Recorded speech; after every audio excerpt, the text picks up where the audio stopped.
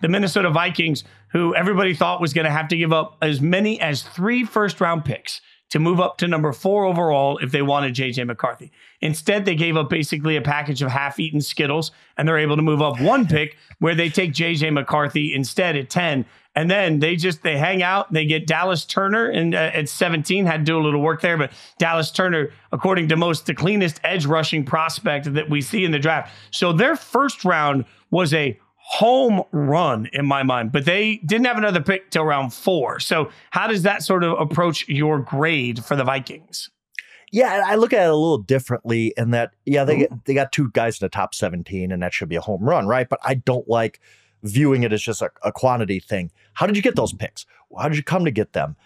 They gave up a lot to get Dallas Turner, and that really affects their grade for me. They gave up, somebody had it on X, formerly Twitter today. Basically, it amounts to 6 picks they gave up because obviously they traded for the first-round pick with the Texans, moved up from that first-round pick to 17 to get Dallas Turner, who I don't love as a pro. I don't think he's Myles Garrett. And if you're giving up 6 picks to go up and get him, I think that's a lot. I think that's too much. J.J. McCarthy, fine. I like the move up from 11 to 10. Just get your guy. Great, cool. You didn't blow out the budget by going up to get J.J. McCarthy at 4, like you said. Like it was, he just stick to where you are. He kind of fell to you. Make a small move up to get your guy.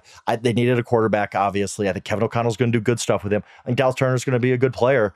But I can't sit here and give them a great grade because of all they gave up. So I gave them a B-. I just, again, the draft capital, look, they had 2 top 17 picks.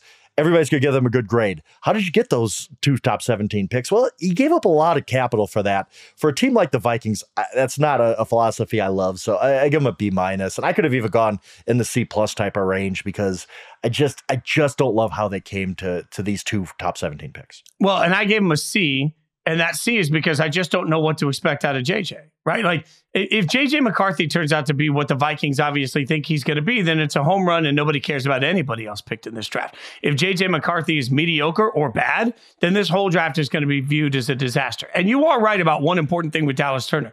If anybody, I mean anybody in the NFL believed he was Myles Garrett, ain't no way that the best edge rusher in this year's draft makes it to 17. Edge rushers make too much money. Somebody trades up somewhere to grab him. So I think there are little, or even Will Anderson for that matter, Fitz. Like, I mean, if he was considered a Will Anderson type, his teammate, like he would have gone in top 5 and he didn't. And yet the Minnesota Vikings it's almost like they just got like, oh, we got this extra first round pick. We got to do something with it. And you're kind of impulsive, move up. I just didn't love that move.